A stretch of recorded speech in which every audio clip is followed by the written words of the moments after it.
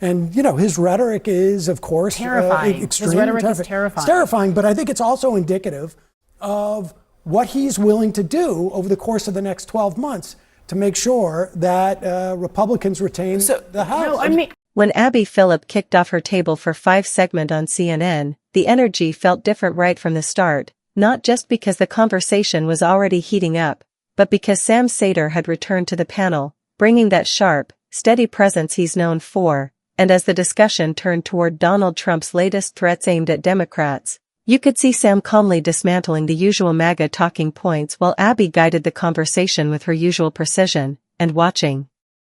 The whole panel pushback against the nonsense being thrown around made the moment even more compelling, so I wanted to pull these clips together and share not only what they said but also the thoughts that were running through my mind as everything unfolded. Welcome back. When it comes to Donald Trump's rhetoric, America is well rehearsed. There's been a decade of insults, provocations, controversies. You named the line and Trump has pretty much crossed it. But did he go too far this time? 6 Democrats released a video telling service members to disobey illegal orders.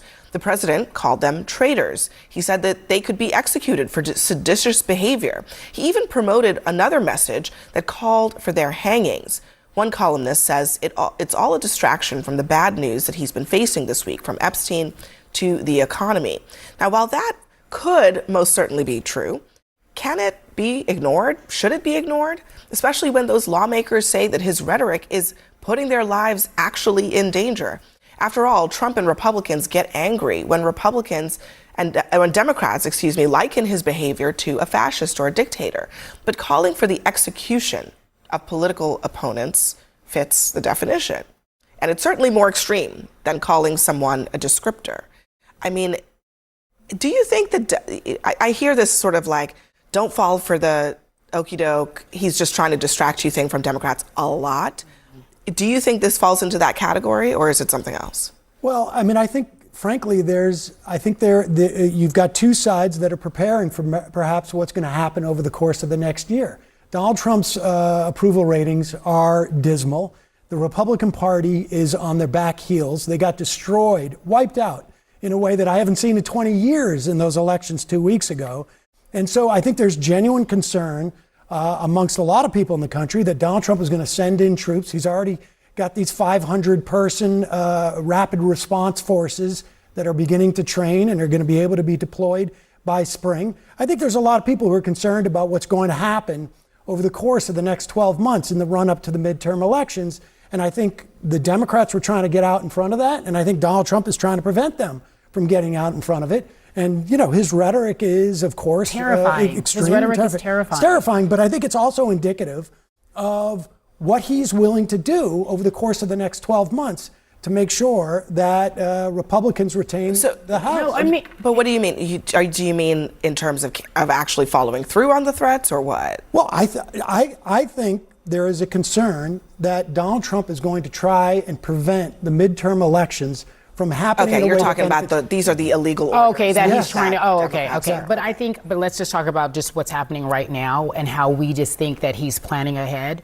What world do we live in when a president gives an idea that, yes, I think execution is okay for my political opponents? What world do we live in when we just ignore that and we don't talk about what that actually means? Because we're used to what he's done. He's numbed us. We're normalizing his behavior.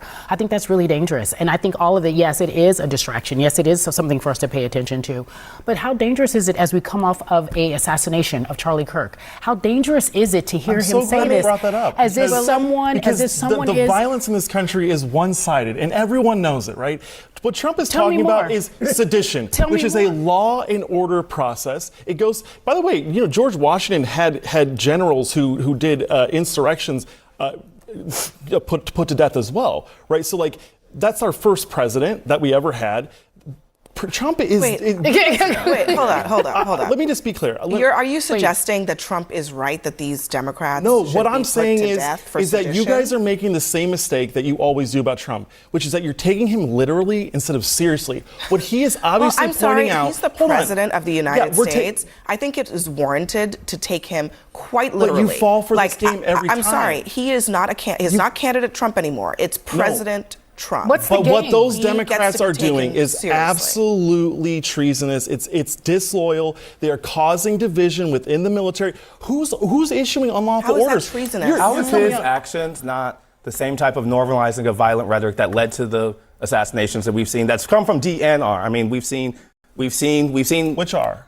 I'm saying I think Democratic there's been, lawmakers in Minnesota Oh, were the ones that were assassinated. killed after the Medicaid wasn't expanded to illegal immigrants. Hold the on. ones that, Wait, excuse me? It's just. I cannot stand how these MAGA talking heads, like Terry Schilling, always rush to defend Trump with that tired line that he was only joking, as if the president is some prankster on a podcast instead of someone whose words can shake markets, spark fear, or escalate real danger. And Abby Phillip pushed back exactly the way a responsible journalist should, because the country cannot afford a leader who hides behind sarcasm when speaking about threats and violence, which is why I honestly hope that during the next presidential debates, moderators finally challenge Republican candidates directly, especially figures like J.D. Vance who also lean into this trolling culture, and ask them how the public is supposed to tell the difference between a joke and a genuine intention when these people hold the power to make life or death decisions. Yet the same MAGA personalities like Schilling, Scott Jennings, Ben Ferguson, and the usual lineup on Abby Phillip's show keep dodging the issue and fall into that predictable pattern of shouting. But the Democrats, instead of confronting what Trump has actually said, and I just wish for once they would stay focused and address the real statements instead of scrambling to shift blame onto someone else. You're saying that's okay? No, What are you- I'm what are you saying they were Democrats that killed them. No, this is it- not you don't- Republicans it killing You wasn't- don't know Democrats. that. No, that is I'm sorry. not You do not this know is that. sensitive to me because Charlie Kirk was actually a friend. I understand And to hear that, people but- talk about Donald Trump and Republicans I'm sorry, inciting but Terry, violence, it's just crazy. The It's history crazy. I'm of sorry. political violence in this country is not a Democrat story. That is factually inaccurate. It is in the last 5 years. No, it is in the last 1 year. One, single. Okay? This year, 2025, is the first and only year in the last 20 years where left-wing violence has exceeded right-wing violence. That is a fact. In the last 5 years, it's been 4 years, it's right-wing violence, 1 year left-wing violence. So you can have the aperture only be expanded to the last 10 months, but in the history of this modern political time, that is just not accurate. But even if it were, He's if not allowed to Donald say that. Trump thinks that there is a problem of political violence in this country, why on earth Would he say are that? comments like these acceptable to Sedition you? is a lawful process. You have to be Sure. tried and convicted in the court of law. Sure. He's not But encouraging you people. actually He's not saying believe- this is Hitler. But hold on a second. These people are fascists. You actually believe that Democrats putting out a video saying follow the law I think is it was sedition? terrible. I think it was terrible. You think that's sedition? And look, we've already seen Democrats weaponize Terry, the let me government. ask you a question. Do you think that Democrats putting out a video saying this is follow the law, don't follow Why do you need illegal to tell orders? people to follow the law? Do you think that is sedition? Everyone in the military It's a knows yes you need to or no. follow It the is law. a yes or no question. I Is it think- sedition to tell people to follow the law? I think Democrats have a long and standing history of undercutting I'm just and undermining saying the Constitution. you're not and willing our- to say yes or no because it's very obvious Clear. that the answer is no. Because if if that were the case, It's a wink and a nod. That's the then a reason. lot of Their things words would are be sedition. perfectly. We It's a would be perfect executing video, people left, right, but and it's a center. wink and a nod, and it's all meant to undermine the president of the United States. The military does not have a right to Guess undermine what? the chief. Hold on a second. In this country, you do get to undermine the president of the United Not States. if you're in the military. No. He's the No. commander-in-chief. If you are a member of Congress, you absolutely, in this country, have a free accountability. right But they're to calling on undermine the the president of the military United to States. You know that, undermine right? the Also commander-in-chief. just made the argument that the Democrats were making in that video, because the fact is the military is not obligated to follow illegal orders. Who's giving the illegal orders? Where Well, are they? Give me the The example of the Democrats illegal were orders. saying specifically, you're not obligated to follow illegal orders. Okay, period. then what illegal orders are they talking about?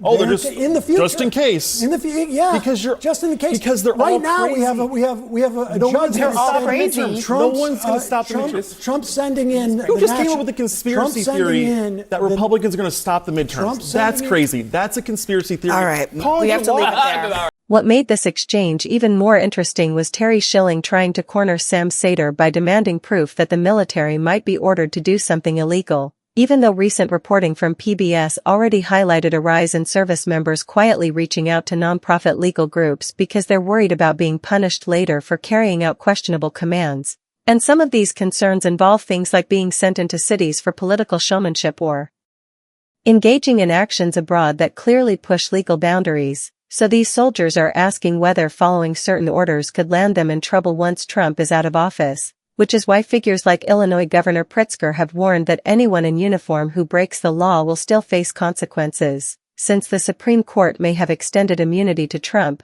but that protection does not extend to the people who carry out unlawful directives, and while Schilling tried to trap Sam Seder with a cheap gotcha, Sam was completely accurate in pointing out the very real anxieties coming from within the military itself. So I'm curious how you feel about Democrats emphasizing that service members must resist illegal orders, and what you thought of Sam Seder and Abby Phillip pushing back so clearly against this MAGA pundit spin, because I'd love to hear your take in the comments, and I'll catch you in the next video.